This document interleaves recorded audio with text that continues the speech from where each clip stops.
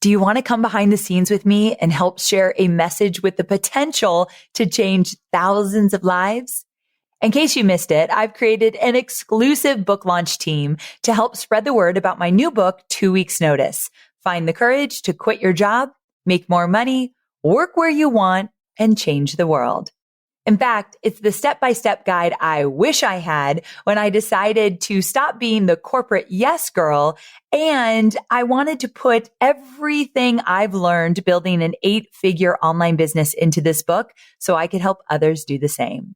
So if you're a big-hearted business owner like me, or one of my students, or a loyal listener who wants to help others find freedom and fulfillment through entrepreneurship, then I want you to consider this exclusive invitation to join the 2 Weeks Notice Book Launch Squad. As a Launch Squad member, you'll get access to some pretty incredible perks, including a free advance copy of 2 Weeks Notice, an exclusive mastermind and Q&A with yours truly, and all of my pre-order bonuses, plus so much more. And if you're thinking, this sounds great, Amy, but what's all involved? Well, it's really simple. All I ask is that you read 2 Weeks Notice early, leave reviews wherever books are sold, and share the message of this book far and wide. So if you're ready to pay your freedom forward and help others leave their unfulfilling job in the dust, then go to amyporterfield.com/book team to join. That's amyporterfield.com/book team. You continue to do the same thing over and over and over again and expect to see different results. And what I've seen so many do and what I've done is that I think, well, I'm just going to work harder. I'm just going to work this weekend and I'm going to get it done. I'm going to work long hours into the night. I'm going to outwork everyone and I'll be able to scale this business.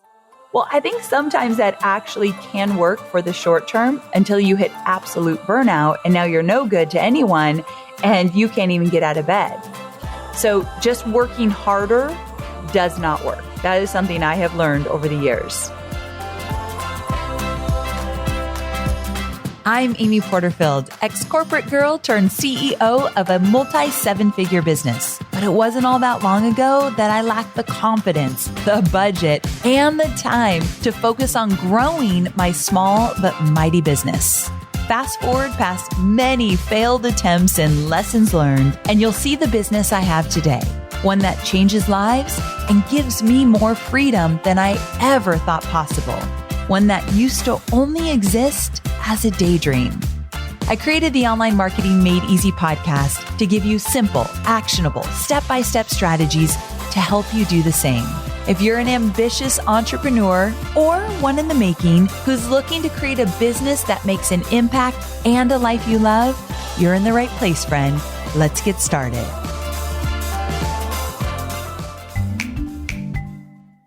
Let me tell you about a podcast that I'm loving. It's called My First Million. It's hosted by Sam Parr and Sean Puri. And I say it's the audio destination for business professionals. So My First Million features really amazing guests like Gary Vee, Sophia Amoruso, and Hassan Minaj, where they're sharing their secrets for how they made their first million and how to apply their learnings to capitalize on today's business trends and opportunities. So with topics like how entrepreneurs can prepare for economic collapse or controversial business lessons or behind the scenes content, the stories of how people become millionaires is fascinating to me. And I think you are going to love it. So you can listen to My First Million wherever you listen to podcasts. Well, hey there. Welcome back to Online Marketing Made Easy. This is a shorty episode that essentially is a part 2 to last week's shorty episode that I did on Tuesday. So last week, I introduced you to one of my most favorite books. It's a more recent book, meaning I recently read it, called The Gap in the Gain by Dan Sullivan and Dr. Benjamin Hardy. Now, you don't need to stop this and go listen to that episode right now. But if you did miss the episode last week, make sure to go back after this one. It's also a shorty episode. And I explained what the gap in the gain was and how it's affected me in my business and in my personal life, and how you too can get out of the gap and into the gain and the rewards. I talked about the rewards of living in the gain. So it's 1,000,000% worth it to go back and listen to that episode after you listen to this one, but they don't necessarily need to be in order. Okay, so the concept I want to talk about on this shorty episode is this concept of healthy detachment versus an unhealthy attachment. So healthy detachment versus unhealthy attachment. So basically, when you're living in the gap, you're maintaining an unhealthy attachment to something externally, something that is outside of yourself. Now, to put into context, in case you missed that episode, the gap is looking at what you do not have, where you have not been, the gap between where you are and where you want to be. So I use the example, if you wanted to have $1 million launch, which is what many course creators aspire to, and you hit 800,000, all you can focus on in the gap is the $200,000 you did not achieve.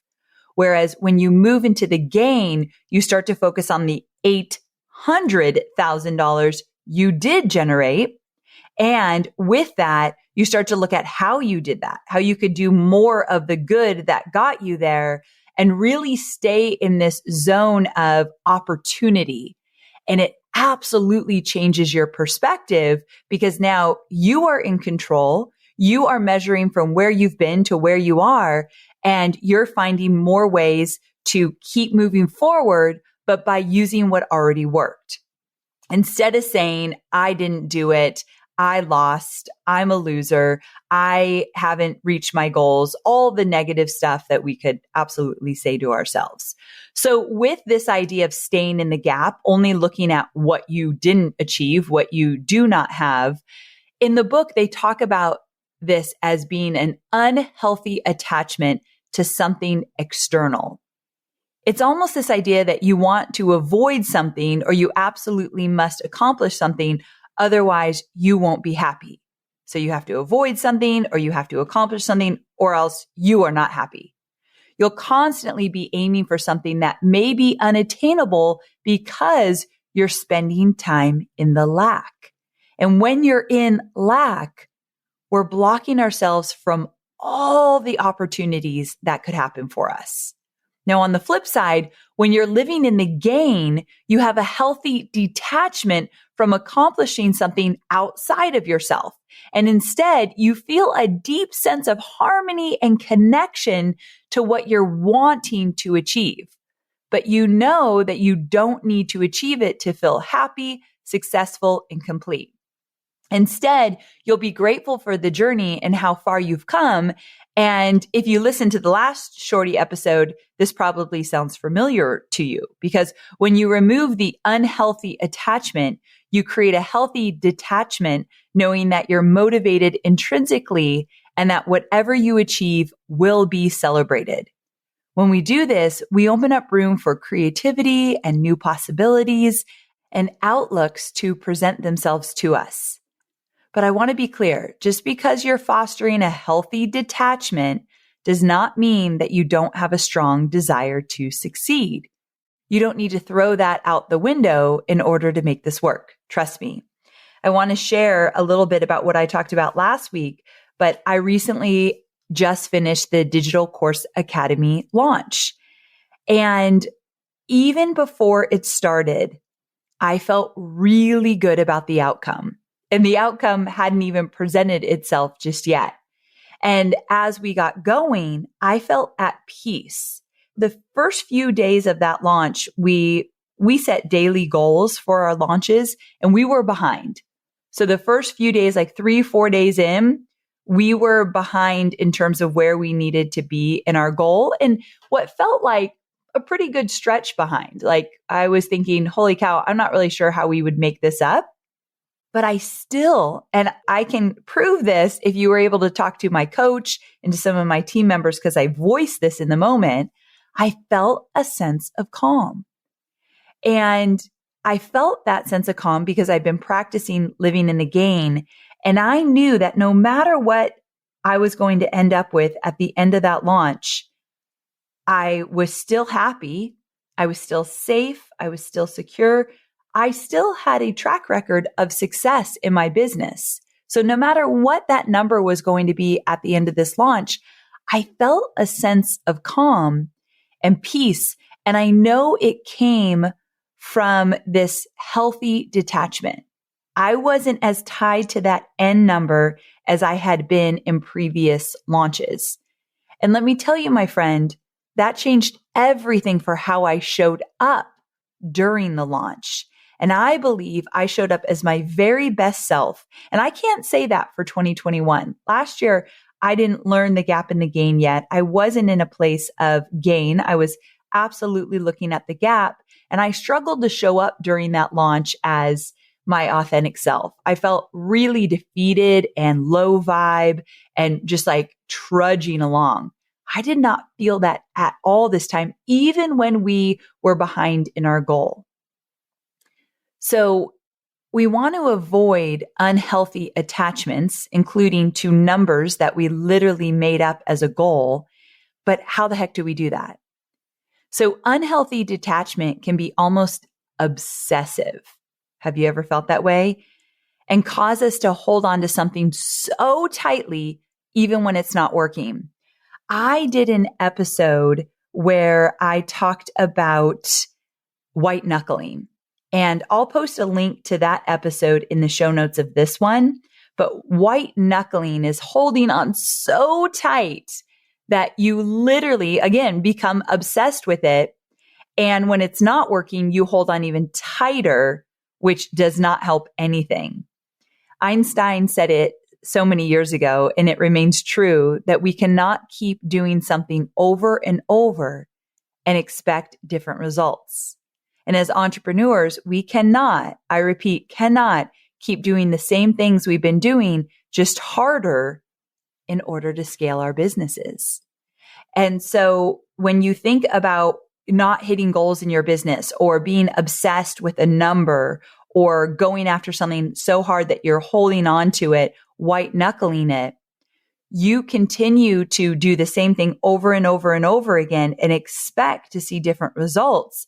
And what I've seen so many do and what I've done is that I think, well, I'm just going to work harder.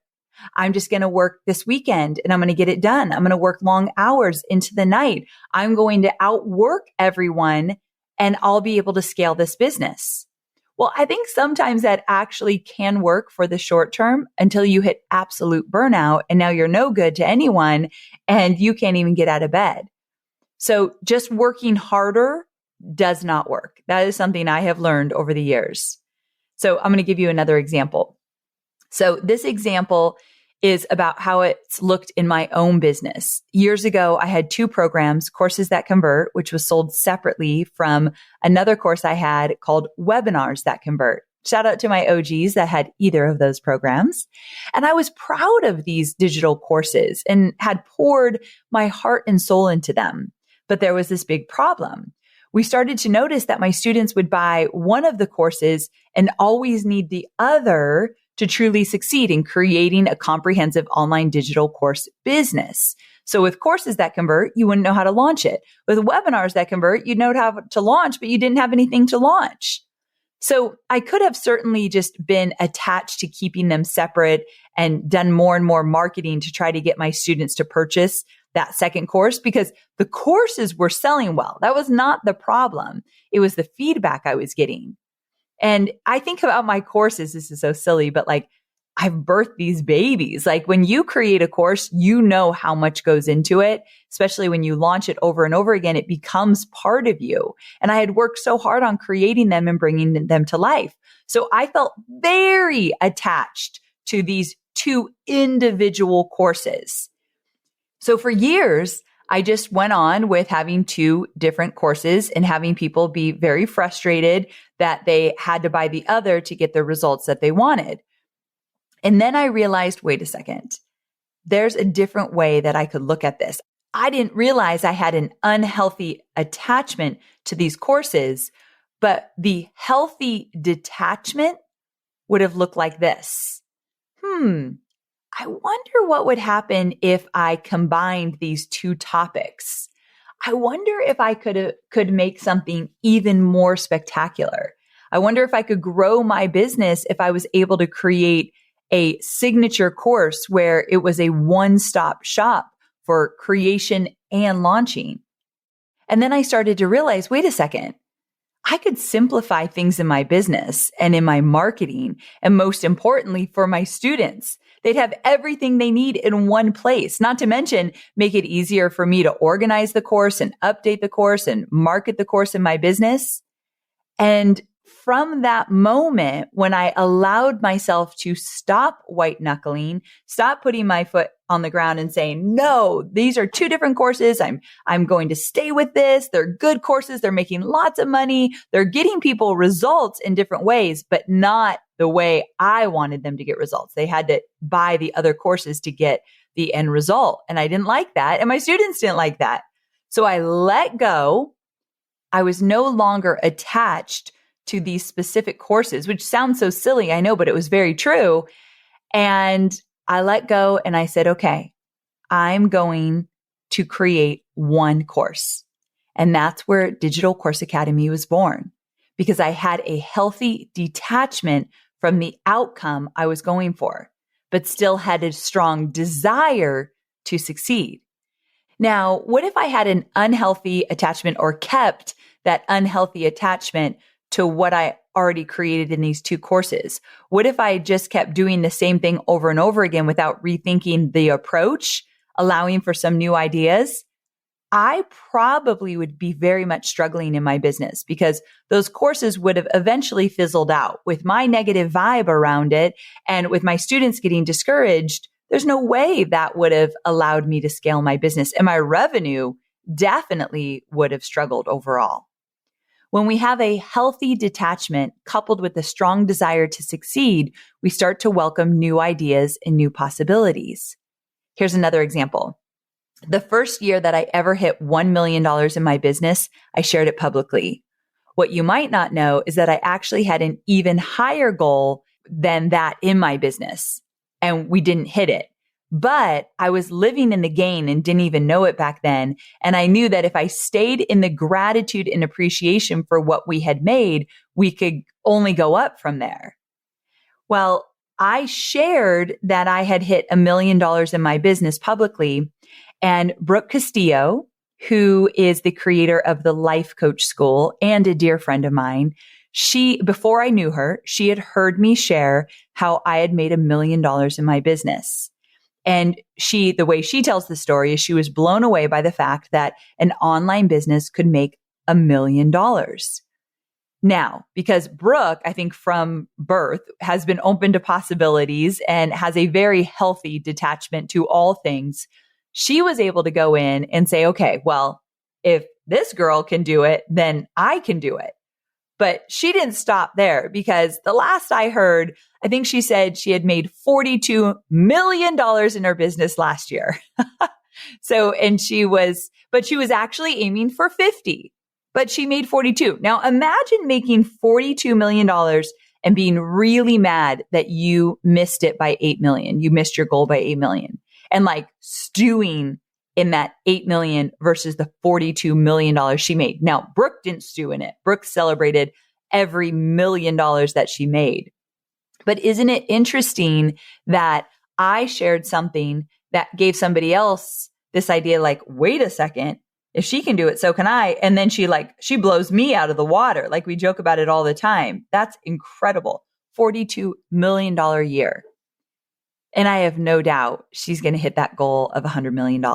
That's her ultimate goal. And she often says, I think now that I think about it, Brooke Castillo is the ultimate healthy detachment example, because she talks about this on the Life Coach School a lot, where she says, even if I don't hit the $100 million, that is not the point. Going after it and who she's become along the way. And I've seen her grow and expand and do really cool things. I actually feel like she's in a new iteration of her business and life even right now. It's pretty cool to see. But if she lived in the gap, I don't even think she'd ever have hit that $42 million, and well on her way to probably crushing that goal this year.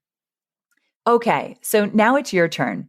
Where in your business are you holding unhealthy attachments? Where are you throwing spaghetti on the wall over and over again and nothing is sticking? What if you shifted your mindset? What if you welcomed new possibilities? What if you let go? What if you let go of that really tight grip you have on something in your business? Like, I'm going to make it work. I'm going to make it work. I'm never giving up. I don't want you to give up on the dream. I want you to let go of the attachment you have to it and look at a healthy detachment, and instead remind yourself that you are good and you are safe and you are secure no matter what. If you hit that goal or not, sure, you want it and it would be wonderful, but you're going to let go of that grip and start looking for new opportunities to help you get where you want to go. When you're holding really tight, when you're white knuckling, you're actually cutting off all creativity, all ideas, all opportunities. So I want to encourage you to take some time to analyze your business. What's working? What's not working? Where do you have healthy detachments? Or where do you have unhealthy attachments? Where can you let go? And I promise you that once you start shifting your mindset and welcoming new possibilities, you'll be amazed at the exciting ideas that come to you. I, for one, cannot wait to see what that looks like for you. So cheers to healthy detachments.